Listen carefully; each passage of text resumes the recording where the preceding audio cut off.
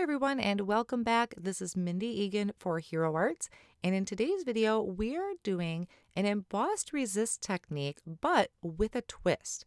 Instead of applying ink with an ink blending tool, we are going to be using a jelly plate. This technique not only gives you amazing ink blended results, but it also is a 2-for-1, so you're going to get a ton of cards out of this project. Now, this technique was completely inspired by Jennifer McGuire. She does some amazing videos with a gel plate, and I really wanted to try that.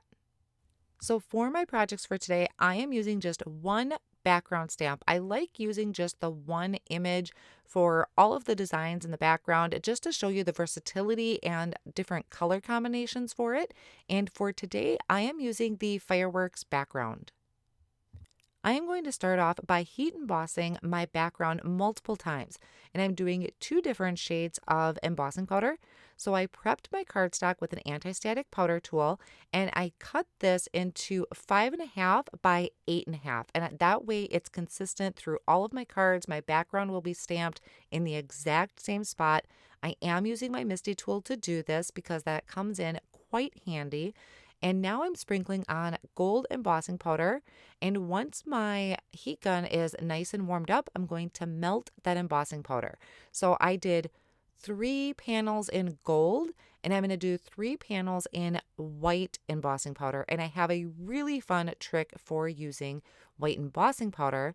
And that is, instead of stamping with the embossing ink, I am stamping the background in the Unicorn Pigment ink. So this is a white pigment ink. It is great for heat embossing because it does stay sticky for a little while longer. So I'm using that on 3 of my backgrounds. I'm stamping in that pigment ink, sprinkling on white embossing powder, and what this does is just really provides amazing coverage. So that white is kind of disguising if any of my embossing powder didn't stick down very good. So really great trick that I learned recently. So now comes the jelly plate fun. So like I said, I have 3 backgrounds, heat embossed in gold and 3 heat embossed in white. I also have extra sheets of cardstock off on the side to do a second printing. And I'm starting off with one of my fireworks in the gold embossing powder. I have my jelly plate on my Misty door lined up so that it's going to stamp onto my background. This is the trick I learned from Jennifer McGuire. I am putting down 3 different colors of ink. So for this one, I have Dandelion, Soft Apricot, and Crimson. And then I took a rubber brayer and just went over that ink to blend it together. Now notice I did not do very good on that crimson, but that's okay. I'm going to layer this ink up. So I had actually stamped my jelly plate down onto that background. I took a plain piece of cardstock and I'm stamping down this print because wherever that embossing powder is, it's resisting my ink. So I kind of have a little impression on my jelly plate. And this ends up looking just really cool on that extra piece of white cardstock. So I'm bringing in my original piece here that I heat embossed. I added more of the same color, blended that with the rubber brayer, and stamping that down again. So I'm trying to help blend that crimson just a little bit better. You can see I'm just not quite getting the hang of it just yet. For some reason, I just couldn't get my rubber brayer to work for me today. But as I went along and created all of these cards, I got back into the swing of things. So you've seen I had stamped that resisted piece down onto that plain cardstock once again. So I'm layering up the ink. And that's what's really key in this is just keep adding the layers, and it turns into an absolutely beautiful blended background. And then any of that excess ink that is on that jelly plate from where the heat embossed area is, we're stamping that down on that plain cardstock. And I think this looks really cool. It's very almost realistic because it has all those multiple colors in the fireworks. Now, what you want to make sure to do is take a rag and buff off any of that excess ink that's left on your cardstock. And it has just amazing results. It's perfect embossed and a beautiful blended background. Now that you've kind of seen this in action, I'm going to show you a few other examples and a variety of colors that I used. On this particular one, I started with Rose Madder. I was trying to do one color at a time to see if I could just get a better blend out of it. Didn't really matter. I did have some excess ink on there from some previous backgrounds I was working on, and that pink does look really cool on there, but of course I was adding more ink. I did grape juice, and that kind of took over the entire card, but it still looked really cool and I'm really happy with the purple results. So now this time I'm adding that rose madder, grape juice, and also putting on here navy. And I blended that together with that rubber brayer, and I'm going to stamp that down onto the background. So this just really came out like a fireworks background. And notice this is one of the pieces that I have heat embossed in the white, and the white just really stands out against these dark colors and that kind of nighttime scene that I have going on here. So after I have that last piece stamped, I want to make sure once again to just wipe off any of that excess ink to really make that white embossing powder stand out from the background. So like I said, I think this came out to be one of my favorites. Now I have one more background that I want to share with you, and mainly the reason I want to show you is just for the variety of colors I'm using. I was trying to go for more of an ombre background look using blues. So for this one, I have cornflower, pool, and navy. So I was really trying to get that dark nighttime sky on this one.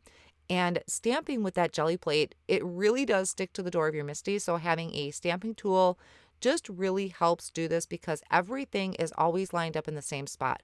I'm always putting my cardstock down in that bottom corner.